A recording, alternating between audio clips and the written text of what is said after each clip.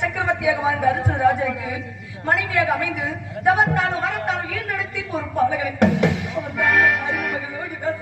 சொல்லால் வந்த கடனுக்காக சத்தியத்தை காப்பாற்றுவதற்காக நாட்டை பிரிந்து நகரத்தை பிரிந்து குடிமக்களை பிரிந்து துன்பத்தில் வாடிக்கொண்டிருக்கும் பொழுது அந்த விசாமத்திற்கு சேருவினை நிறைவேற்றி வாங்குவதற்காக நட்சத்திரகர் என் கூடவே வந்தார். அந்த என் மன்னவர் தலைமையில் கிட்டியும் நேற்றைய தள்ளி வைத்து துன்பப்படுத்தினாரே அதை பார்த்து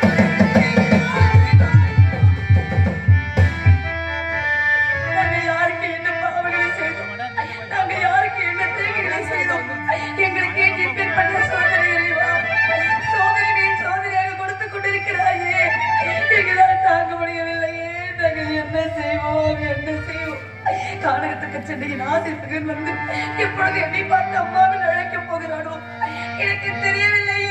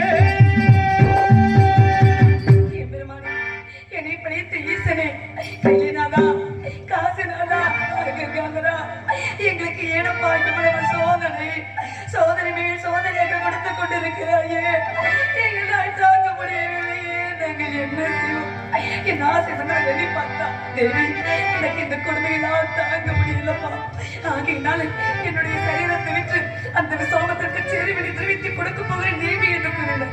மன்னா கையிலே வெண்ணெய் வைத்துக் கொண்டு நீங்க யாராவது அலைவார்களா? தங்கள் அருகிலேயே நானும் நமது மகள் லோகிதாசன் இருக்கும் பொழுது தங்களுக்கு என்ன மன்னா கவலை? தங்களுக்கு கவலை வேண்டும். எங்களை விற்று அந்த கடனை கொடுத்து விடுகிறாரா? உன்னை விட்டு பிரிய மாட்டேன் என்று அவன் நினைத்து வந்தேன். இன்னும் உன்னை விட்டு பிரிய நிலை வந்தது விட்டதே தேவி. நான் செய்வேன் என்று சொல்லி என் மகள் லோகிதாசன் அழைத்துக் கொண்டு தெரு தெருவாக வீதி வீதியாக ஆடு மாடுகளை விலை கூறுவது போல விலை கூறினாரே. எங்களை வாங்குவதற்கு ஒருவருமே முன் வரவில்லை மன்னா. உங்களுடைய சந்தோஷத்தில் பங்கு பெற்ற எனக்கு துன்பத்தில் பங்கு பெறும் வழியிலே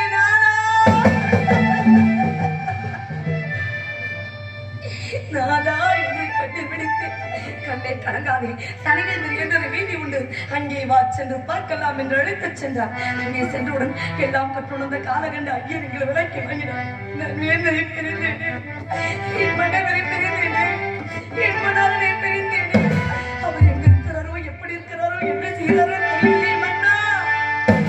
மன்னா, மனமளித்த பெண்ணுக்கு என்ன தேவை? ஆனால் எனக்கு பணிவிட செய்ய பாக்கியம் தானே வேண்டும். அந்த பாக்கியத்தை எனக்கு கொடுக்கவில்லை பிரபு. கனவிலும் நினைவிலும் மனதில வைத்து பூஜை செய்து கொண்டிருக்கும் உங்களை என்று நான் கண்ணார காண போகிறேனோ அந்த பாக்கியம் எனக்கு எப்பொழுது கிடைக்க போகிறதோ தெரியலையே மன்னா. மன்னா, தங்கள் எங்கு இருந்தாலும் நிம்மதியோடும் நீண்ட ஆயுளோடும் உடல் ஆரோக்கியத்தோடும் வாழ வேண்டும். அதுதான் எனக்கு வேண்டும் மன்னா. ஏதாவது ஒரு நாள் உங்கள் திருமுகத்தை காண மாட்டீங்களா? காண வேண்டும் என்ற நம்பிக்கையில் உயிர் வாழ்ந்து கொண்டிருக்கிறேன் மன்னா, உயிர் வாழ்ந்து கொண்டிருக்கிறேன். எங்கேயோ நானும் அங்கே உன்னோடு, எங்கேயோ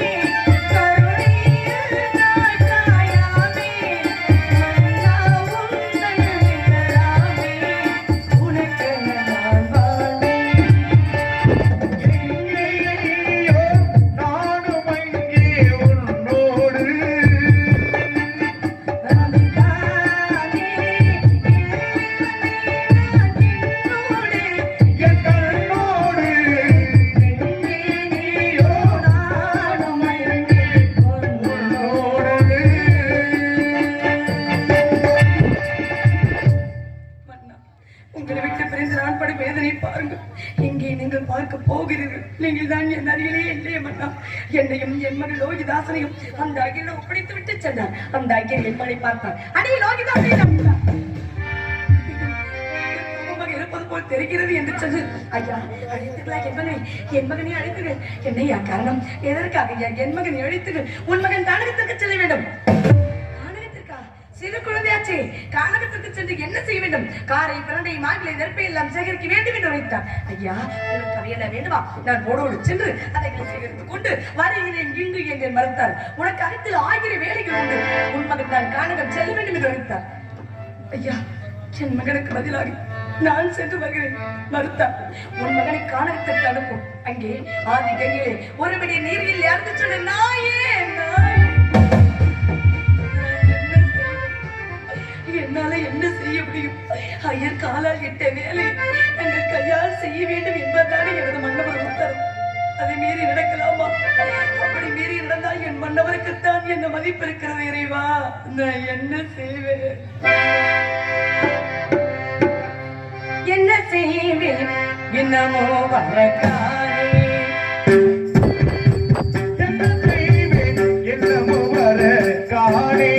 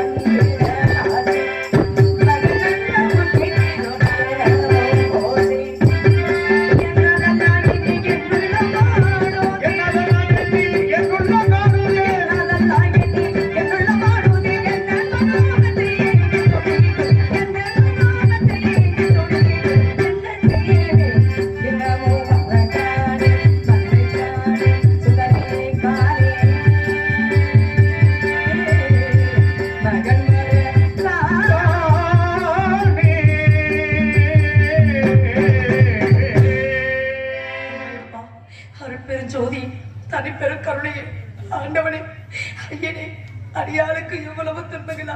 நான் என் செய்வேன். ஆசை மகனை அருகில் அழைத்தேன். கானகம் சென்று வருகிறாயா என்று கேட்டேன். அம்மா, கானகத்திற்கு சென்று நான் என்ன செய்ய வேண்டும்? காரியத்திரடி மாநிலத்திற்கெல்லாம் சேகரிக்க வேண்டுமா? ஐயர் சொல்கிறார் சென்று வருகிறாய். அம்மா, எனக்கு பசி மயக்கமாக வருகிறது, அருந்துவதற்கு ஏதாவது தாருங்கள், அதை அருந்துவிட்டு கானகம் சென்று வருகிறேன் என்று கூறினாரே. மகனே, இந்த காசிமான இடத்துல நம்மை அனாதையாக்கி விட்டு சென்று விட்டாரே உன் தந்தை. எங்கடா போவேன்? நான் யாருகிட்டடா கேட்பேன்? எனக்கு யாரெல்லாம் தெரியும் மகனே? அப்பா, நம்மை அடிமை கொண்டு வீட்டில் இருக்கிறாரே, அவரிடம் சென்று பார்க்கிறேன் என்று சென்றேன். ஐயா, குழந்தைக்கு பசிக்கிறதா? அருந்துவதற்கு ஏதாவது தாருங்கள், அதை அருந்துவிட்டு கானகம் சென்று வருவான் என்று கேட்சினே கதிரையை கானகத்திற்கு அனுப்பும். அங்கே ஆதி கங்கையிலே ஒருபடி நீரையிலே அருந்து சொல்லி நாயே என்று திட்டுவிட்டாரே. பட்டத்தில் ஆடியாக வாழ்ந்த எனக்கு நாய் என்ற பட்டம் எப்பொழுது வந்த? யாரால் சூட்டப்பட்டது? எந்த நேரத்தில் சூட்டப்பட்டது? பெருமானே, பெற்றெடுத்த பிள்ளை பசியால் துடிக்கும் பொழுது பசிக்கு உணவு கொடுக்காத இந்த பாவிக்கு வந்து எந்த தாய்க்கு வரக்கூடாது.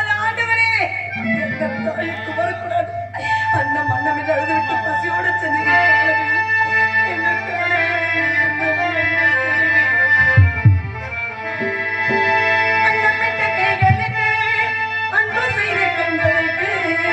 உன்னை விட்டு போவதற்கு உள்ளமில்லை மகனே, உள்ளமில்லை மகனே.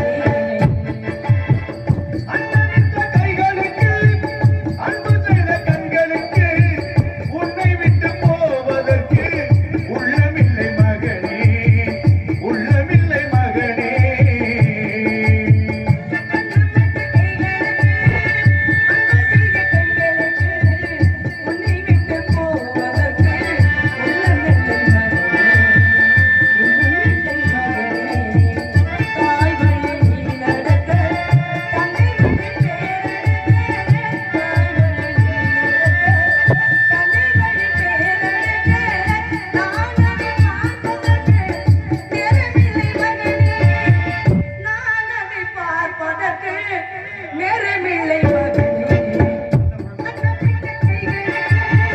அன்பு செய்த கண்களுக்கு உன்னை விட்டு போவதற்கு உள்ளமில்லை மகனே, உள்ளமில்லை மகனே.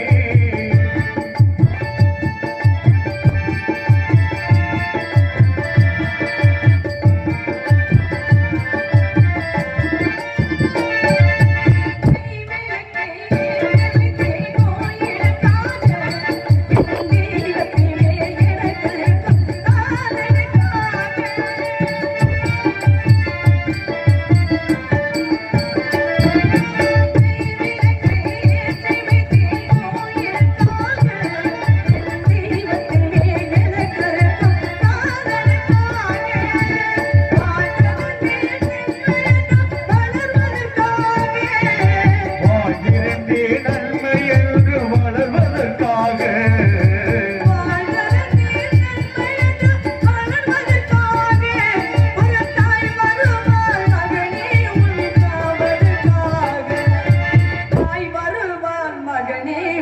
காவலுக்காக அண்ணனிட்ட கைகளுக்கு அன்பு செய்த கண்களுக்கு உன்னை விட்டு போவதற்கு உள்ளமில்லை மகனே, உள்ளமில்லை மகனே.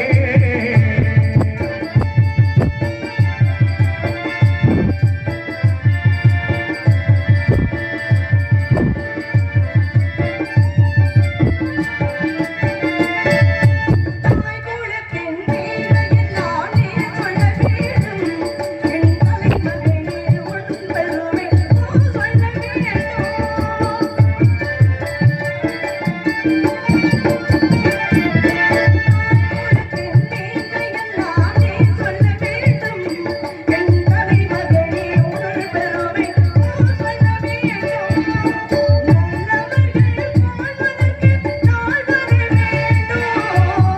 நல்லவர்கள் வாழ்வதற்கு நாள் வர வேண்டும்.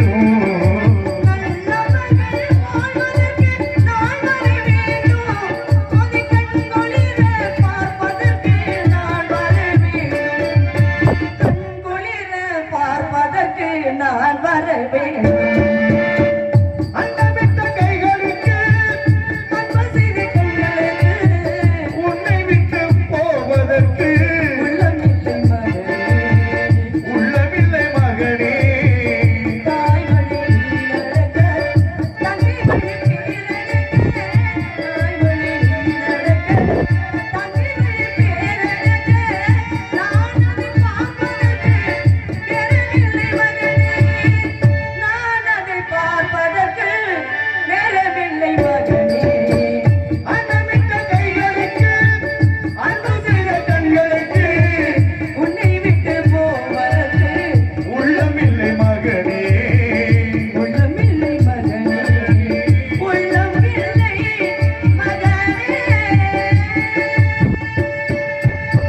அன்னம் அன்னம் என்று அழுதுவிட்டு பசியோடு சென்ற என் பாலகனை இன்னும் காணவில்லையே, நான் என்ன செய்வேன்? எத்தனைத்து போன பாலன் எத்தனை தூரம் சென்றானோ,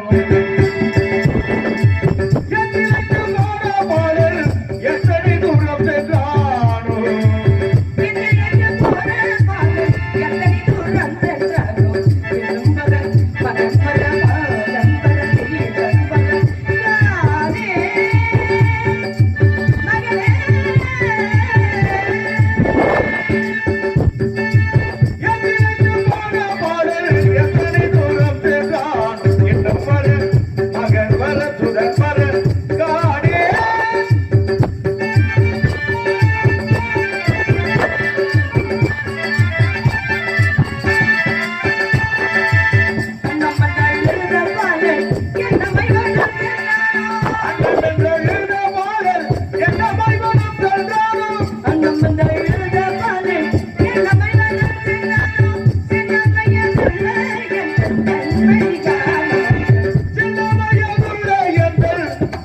மணியான மைந்தன் திருவனத்தில் ஒரு வனத்தில் திருவனத்தில் ஒரு வனத்தில்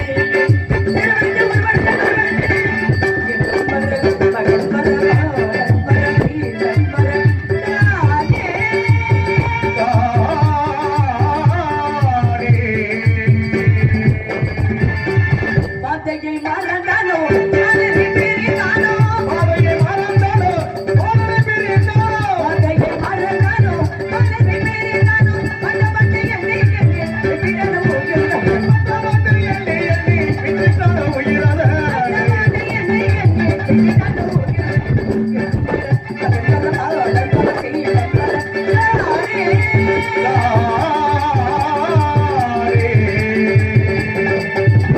வருகிறான் என்ற வழிமேல் விழுவித்து காத்துக் கொண்டிருக்கிறேன் காரணம் பார்த்து பார்த்து கண்களை போத்தி விட்டது பார்த்து பார்த்து கண்களும் போத்தி விட்டது அதோ அசரத்து குழந்தை வருவது போல் தெரியும் அவர்களோடு என் அன்பு மகன் வருகிறான் அவனை சென்று அள்ளி அணைத்து 1000 முத்தங்கள் இட வேண்டும் மகனே